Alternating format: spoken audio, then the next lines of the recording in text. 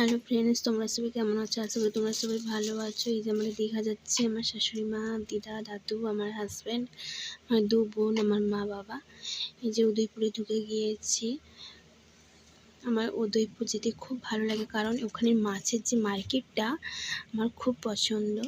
আমরা ইলিশ মাছ নিয়েছি, তোমরাও যদি চাও ইলিশ মাছ নিয়ে যেতে পারো পেটিয়ে করে। কেননা আমরা যে নিয়ে এসেছি, রাতে এসেছি, বরফে ভর্তি ছিল, যেরকম বলেছিল সেরকমই কথা লেগে গেছে।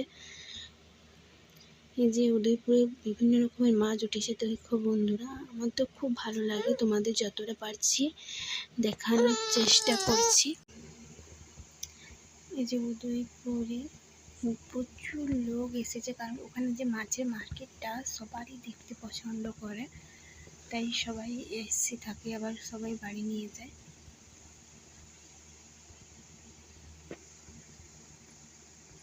এই যে আমরা উদয়পুর থেকে বেরিয়ে চলে যাচ্ছি চন্দনেশ্বরের দিকে, কারণ চন্দনেশ্বরে আমার ছেলের মানসিক আছে। আমার মা মানসিক করেছিল, আমার মা বাবা, কারণ মাথার চুল দেওয়ার জন্য এই মানসিক শোধ করতে যাচ্ছে। আমরা ওল্ড দীঘা দিয়ে যাচ্ছি, তারপরে ওল্ড দীঘা থেকে বেরিয়ে জগন্নাথ ধামের কাছ দিয়েই যেতে হবে। তোমরা কে কে জগন্নাথ ধামে এসেছো তোমরা সবাই কমেন্টে বলবে। আমি তো দুবার চলে এসেছি, এটাকে নিয়ে দুবার হলো জগন্নাথ ধামে আমার।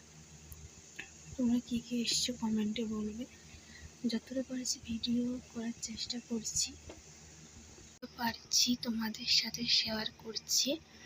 এবার তোমরা শর্টস ভিডিওতে দেখে নেবে, সেখানে অনেক ভিডিও আছে, আর এখানে তোমাদের সাথে যতটা পারছি তোমাদের সাথে শেয়ার করছি।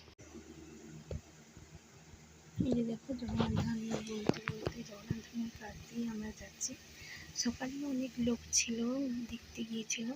আমরা বিকেলে যাব, তোমাদের সাথে শর্টস ভিডিও দেখে নেবে। আমরা গিয়েছিলাম। এই যে চন্দনেশ্বরে চলে এসেছি, আমার ছেলে ন্যাড়া হয়ে গেছে, দিয়ে যে তেল মাখাচ্ছি। পুকুরে স্নান করলে ঠান্ডা লেগে যাবে, তাই আমরা বাড়ি থেকে জল নিয়ে এসেছি। একটু পুকুরে জল নিয়ে একটু চুলগুলো ধুয়ে দিচ্ছি। নিজে স্নান করা হয়ে গেছে। আমার ছেলে যে চন্দনেশ্বরে পুজো দিতে যাচ্ছে, আমাদের একটা ব্রাহ্মণ নিয়ে যাচ্ছে। তোমরা দেখো চন্দনেশ্বরের ভেতরটা কেমন। তোমরা কে কে চন্দনেশ্বর মন্দিরে এসে কমেন্টে বলবে।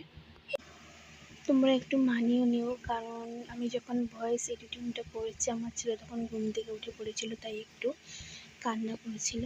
আমার একজন বোন ফোনটা ধরেছিল, ভিডিওটি করেছিল। এই যে আমি আর তোমাদের দাদাভাই পুজোতে বসছি, কারণ বাবা মা আগে বসবে। এই যে পুজো দেওয়ার পর আমরা নিউ দীঘাতে চলে এসেছি। খেয়ে দিয়ে আমরা এই যে স্নান করবো।